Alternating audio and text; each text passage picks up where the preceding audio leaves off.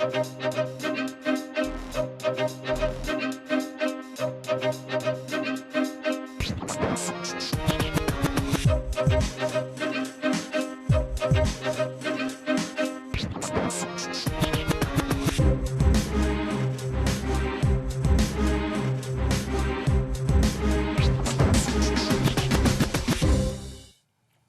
I'm Maria Hall-Brown, and this is Protest and Promise. Journalists, politicians, historians have all chronicled the events of this last year. But today, we want to explore how these images and outrage that has been seen and felt looks like through the eyes of those whose future will be directly impacted, our youth. So I'm delighted to welcome to the panel today, Yashan, nice to see you. Hello, hello. And then, of course, we have Elena. Nice to see you back. Good to see everybody. In fact, we have a few that are returning from previous Protest and Promises. Andrea, nice to see you. Good to have you with us. And, of course, Angelina and Alex. How are you all doing? Alex, how are you, by the way, these days? I'm pretty good. Starting school again. Was able to get my classes in time, and I'm hoping to graduate by this year. Wow. So are you doing online classes, or are you back in a classroom setting? We're still doing online. The Cal State system is still doing online, at least for our school. Okay. We're still just, all right. Yeah. And who else is in school? Andrea, you're in school, are you not? Yes, I'm in school right now. All right. Is everything still virtual? No, we're actually in a hybrid setting because we are in phase 2 in Louisiana, so I'm actually on campus. So do you talk to friends back here in LA that are still doing their virtual stuff? Some of them, but my best friend is actually at university with me. We go to the same school, so I'm best friend. Awesome. And Yashan, you're new to this whole group, so welcome. Nice to have you with us. You're in school as well? Yes, I am, and it's all online right now. Oh, man. I don't understand how you guys are doing that, so congratulations on your patience. And Elena, what are you doing? My school is entirely online as well. Were you able to get all the classes you need? Are you adapting in regards to that? Yes, thankfully. And Angelina? Yeah, we're also all online as well. Are you guys getting used to this, or is it still a struggle? I think personally, I've gotten a little bit accustomed to it, but it's still, my school recently added school on Mondays because we didn't have that last semester, so that's a little bit of a struggle. Wow. And Yashan, you were saying? Yes, it is definitely a struggle because the schools, I feel like they are trying to overcompensate for not being on campus in some ways. Yeah. But I do miss it. I do miss being on campus a lot. So much has happened in your lives in the last year. I sort of alluded to that in the introduction, but there's been some pretty dramatic issues that have taken place. Obviously, the election caused an enormous amount of turmoil that was on the tail end of all the civil unrest we saw during the summer months. How many of you were very aware and following all of the election issues that were taking place? All of you? How did that impact your lives? I mean, was there conversation between you and your friends and you and your school mates and all that kind of thing? Did you actually talk about this year's election? Elena, did you guys talk about it? Oh, yes, especially since I'm taking AP US History this year. Our teachers really keep us updated and engaged on current events. Okay. Did it feel more personal because of the fact that you're studying US history, or was it just so in your face all the time and so dramatic that you were paying attention to it as well? Rather than being more personal, it allowed me to understand more how our current system, our current society has emerged from hundreds of years of history. Andrea, were you paying attention? Most definitely. I go to an HBCU, so it's kind of completely in our faces all the time about what's going on. So it's especially because I am a student leader on campus, I have to be aware of what's going on, to answer questions and stuff like that. It's very stressful. Alex, did it feel personal to you this time round, or was it something that was sort of out there and, in another part of the realm? Yeah, it was very personal for me because I am a political science major. So most of the classes that I had around the time revolved around having discussions regarding the election and certain constitutional questions that were coming up as it was progressing. So I was fortunate enough to be in contact with people that kind of already had an idea of what was going on. All right, so everything blew up on January 6th. I mean, an incredibly unexpected set of circumstances that this country has not seen before. In your mind's eye, Angelina, what did you see happen on January 6th? Obviously, news media covered it left, right, and center. People are still talking about it to this second. But in your mind, what did you see happen in the Capitol on January 6th? I woke up and we were already watching protests gather in front of the Capitol. And my family and I, we watched the beginning of, I guess, the anger that was building up that caused the protesters to turn violently. But we didn't see, there's a line between protests and then rioters who were trying to get into the Capitol. And as I was watching, I wasn't really sure where that line was, that point in time where the anger just was too much and chaos broke. But I remember right before, when it was peaceful protesting and people with their signs and children, and it wasn't violent. And I guess in watching that, I was a little confused as to where the violence broke out. Okay, and Yashan, what did you see? What was your impression of what happened on January 6th? The first thing that I thought was the jokes are definitely writing themselves, and they will continue to write themselves. There's just so much hypocrisy and irony that's right in front of our faces. And I feel like the continuation of the manifestation of tribalism in the United States has blinded a lot of people to that. And it doesn't feel like anything new, and that's what's scary. Did it feel like an assault on our Constitution in your mind's eye, or did it just seem like a manifestation of things that were already brewing? I think that the response of the police definitely shaped the way that I saw it. The way that I was seeing it was that they weren't responding immediately as if our Constitution was being put in danger. And so that really said a lot. And I feel like that's why they were so comfortable breaking into the Capitol building. And from your perspective, Elena, given the fact that you are a student of history, what did you see? I mean, how did it feel? Did you feel emotional about it? Were you watching the news? Were you getting your information from social? Where were you in your mind's eye on that day? I remember that I was actually in class before I found out later. And my first reaction was disbelief, because this is the first time since the War of 1812, I believe, that there's been a major attack against the Capitol. And the fact that this happened at now of all times, was just very shocking and rather unbelievable at first. Did it feel like it impacted your life or the future that you might have? Did it feel like there was going to have resonance to it, or did you think it was a one-time thing? At first, it was hard to consider it beyond the initial, oh my God, this happened. But after thinking about it a few days later, I do think that this is something that the country and the people in there will need to address in the future.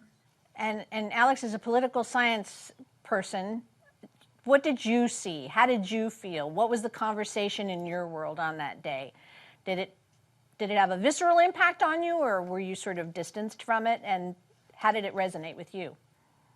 The way that I saw it, it was, I found it to be maybe a direct kind of attack on kind of the founding democratic principles that the U.S. is kind of founded on.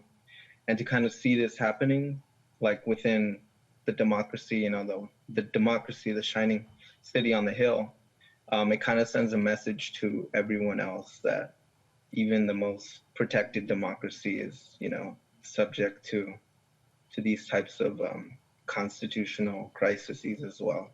Did you feel like it couldn't happen here, or it's not surprising that it happened here? Well, given the literature that I've read, there has been a lot of scholars that have suggested or have cautioned people not to be accustomed to, oh, it can't happen here, but this kind of just cemented the idea that we have to be more responsive to these elements that are kind of attacking those democratic values and institutions as well. Andrea, do you have any opinions on why this happened or how this happened or what happened? When it happened, that people had been accustomed that, not saying that it's a racial issue, which I feel like it can become one, it's that they had been accustomed to that nothing's going to happen if we create this huge problem and as if we storm, because again, like someone said, that the police let them feel safe in rioting and breaking into this huge democratic and it's just a part of our constitution, and they were felt as though it was okay for them to do it, and it wasn't. They felt as though they would have no consequences, and it was proven different, but I still feel as though it wasn't as harsh as it should have been. So where was the difference between the violence that took place in the Capitol on January 6th and some of the violence that took place across the country during issues of civil unrest, in Portland, et cetera?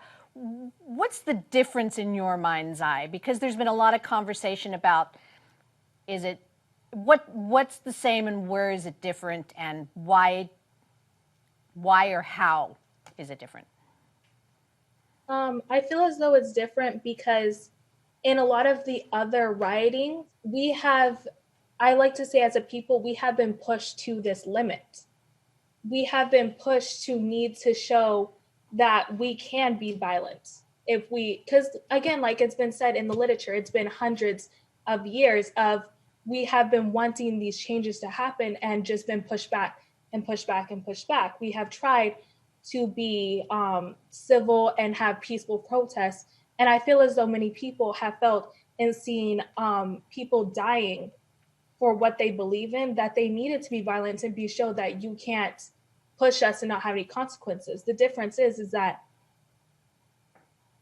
it wasn't, people were unhappy that they didn't get what they wanted when happened on January 6th. They wanted something and they didn't get it. It felt as though as a toddler had asked for a lollipop and he didn't get it, so he wanted to throw his truck. That's where I feel like the difference is. That's where the line was drawn. You acted as though you were a toddler and then you got treated like an adult, so you weren't happy. That's where I feel like the line was. Anybody feel the same way? Alex, what do you think? Think Andrea has a point?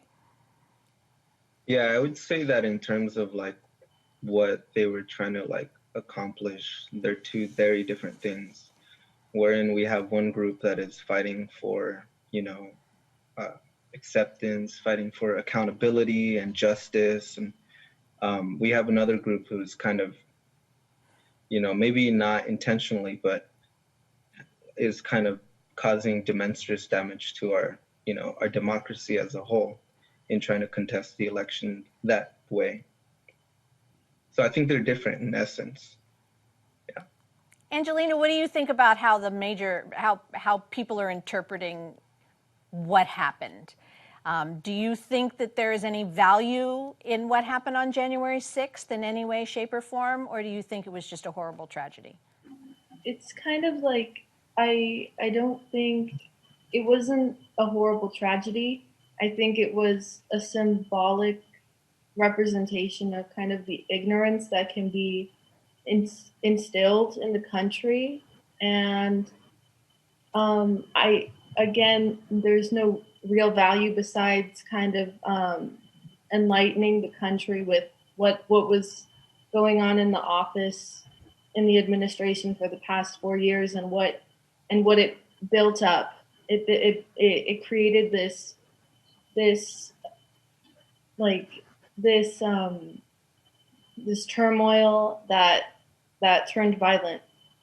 Well, it didn't succeed in its original intention because we did have an inauguration on January 20th, and President Biden and Vice President Kamala Harris are in place right now. Do you think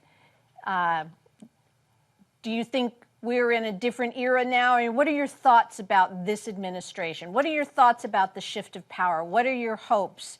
Did you watch the inauguration, and did it matter to you this time? I was in class during the inauguration. I am fearful that people who were specifically fighting against injustices and who were having awakenings during Trump's administration, that they will now become stagnant because they see that there's a Democrat in power. And that's the big issue that I have with identity politics and the way that they're able to make arguments of the left and the right and just make people feel like they need to be herded in a different direction. And I just really hope that people maintain independence in their thought so that they are able to continue fighting. And Elena, what do you think? I very much agree with Rashawn. It's not what they are, but what they do that matters. Yes, we have a new president. Yes, it's very symbolic of what's happened over the past few years, but what's more important is what the new administration is actually going to do in the future to address what needs to be addressed in the coming years. What do you think, Andrea? Do you think he's got an opportunity here, or do you think he has a challenge here? I believe it's both, because in a sense, we have seen over the years that presidents coming into power have made promises when they're in those elections, and a lot of them have fallen behind on those promises. They haven't addressed them or even done anything about some of them. So I feel like he has a challenge in the state of how Elena said that we are very divided right now, and morally, politically, about what we should do about COVID, what we should do about the racial issues going on. That's the challenge. But I feel as though where he can step up and do what needs to be done is addressing those promises he made and coming through with them and implementing the things he said. Because if he doesn't, what's going to happen is a lot of the minority is going to lose much hope in what happened with the rioting months ago and even a year ago is just going to continue to happen, and we're going to become even more divided. Angelina, did you pay attention to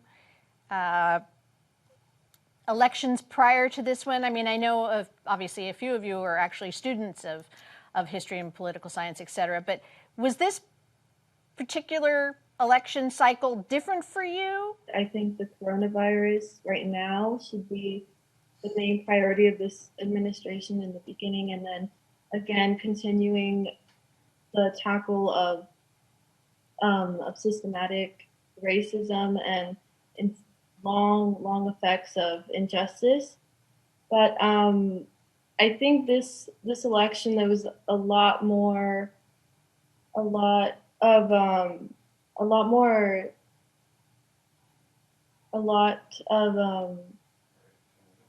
at stake. Mm-hmm. There was just a lot of opinion, like turmoil again from the past 4 years that I think just the country needed a break and a revival of a new, I guess, hope.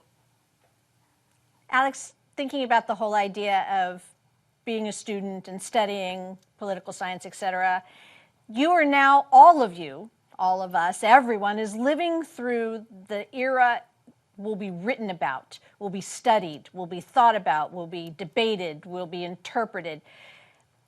Do you think about the idea that you are now part of an incredibly impactful historic event? And do you have any kind of hopes of getting out of the other side of that and what that will end and how this story will wrap up?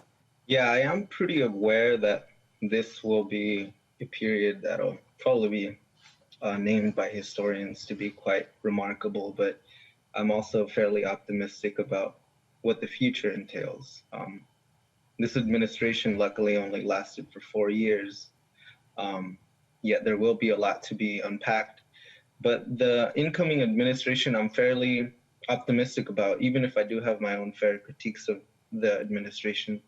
Yeah, I mean, ultimately, this story will be written by people like us, individual human beings.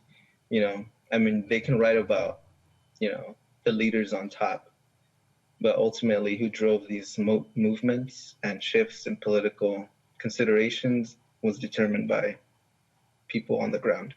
Which is very true, which is one of the reasons I wanted to talk to all of you, because you truly not only will be affected by what is happening, but you are some of the impetus of making this happen. How many of you participated in any of the peaceful protests or any of, okay, and what prompted you to do that, Andrea, and have you maintained that zeal and that passion for making sure that your voice is heard? The reason why I decided to do a lot of the protests was because when I was in California, I protested a lot of the deaths that were going on of innocent Black women and men, because I felt like it was something that needed to be done. It's very important when it's not being addressed by the local police, the government, by our president, because this is something that happened hundreds of years ago. People would go out and protest to want to just have the humane right to vote of who's going to lead them in this country.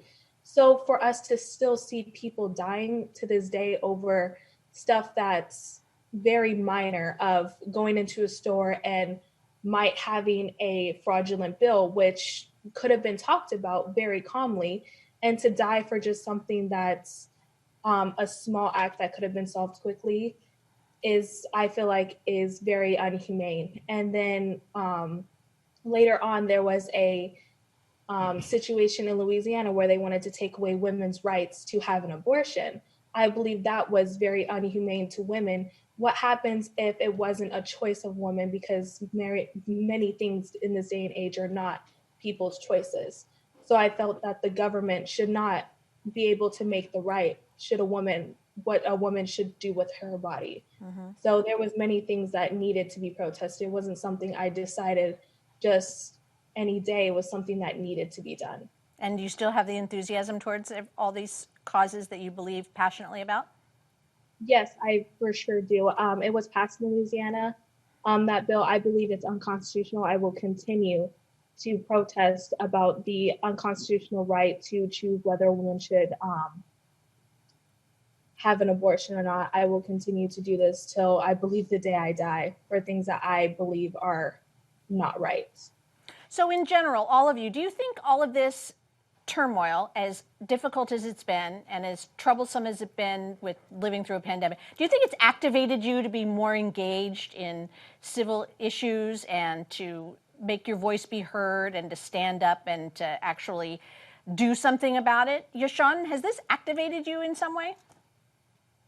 Of course. I remember being 11 years old, and the first time that I'd ever really seen injustice was Trayvon Martin, when he was gunned down and there was no justice for him. And so this, for me personally, it didn't begin in 2020. It didn't begin in 2016 when Trump was elected. It's just been a part of my life and a part of the narrative of how I've seen the world ever since. And I'm glad that my generation is finally coming to the age where we can use our voices. And I think that's what you're seeing today. Elena, obviously you know, this is a life choice on your part, but do you feel like you're in it for the long run? This summer, I made not quite a decision, but maybe a temporary or not temporary choice on what career path I might want to take, or even for a major in college. Before, I've been interested in some corporate law or some other types, but having seen what happened this year and how all of these problems that I didn't really know were that prominent were brought to the forefront of our attention, I decided that I want to try being a lawyer, especially for those who can't afford it because of their life situation or other means. And I really think that what we learned this year will definitely continue to affect a lot of people for the rest of their lives. Wow. Angelina, has it affected you? Are you in it for the long haul? I'm also in it for the long haul. I did participate in a peaceful protest over the summer, and it's just so, I think, inspiring to see my generation, like Deshaun said, unite and kind of rise up for a common cause like we've never seen before. Alex, what do you think needs to be done? What do you think I mean, you've all talked about the fact that this administration needs to deal with the pandemic first and foremost, and racial injustice is something that is ongoing that needs to be addressed. But what do you think needs to be done with your generation? Do you think your generation needs to become more informed? Do you think your generation needs to become more active, take more of a position in political world, or just literally start over? Well, there's a lot that our generation can do, like with any other generation, but I would say that there's an incredible opportunity for our generation to get involved into leadership positions regarding, kind of the issues that are affecting us globally in regards to, health and human, the outbreak of epidemics and stuff like that, climate change, food insecurity. I mean, these are all things that require leaders to show up. And one of the main failures that I had analyzed during this whole pandemic was the lack of leaders to set stringent guidelines for health officials, from health officials. I think that's very important for our generation to follow up on. Well, this is my last question, and I kind of want to just go in a big round circle. Are you optimistic or pessimistic at this moment in time? So, Yashawn, are you optimistic or pessimistic? I am optimistic because I don't think anything new has really occurred. I feel like history is repeating itself, but we have innovative minds and we are going to find our ways through it. Elena?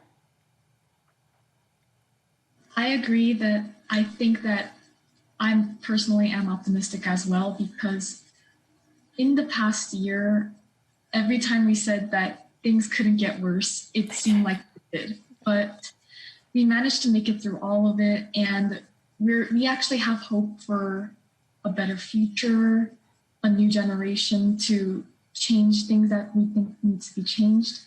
I think that there will continue to be bad situations and hard choices, but I think that we're very equipped to take them.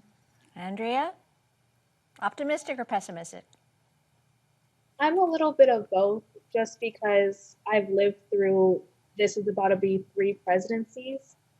I want to be optimistic, but just because we have someone in office that seems to align with my beliefs doesn't mean that they're always going to do what they say they're going to do. So I'm going to try to be optimistic, but I'll always just be a little pessimistic. A little bit of reason in there too. All right, Angelina, how are you feeling? I feel optimistic. I think I'm gonna. I think through this whole presidency, my last resort is to feel optimistic.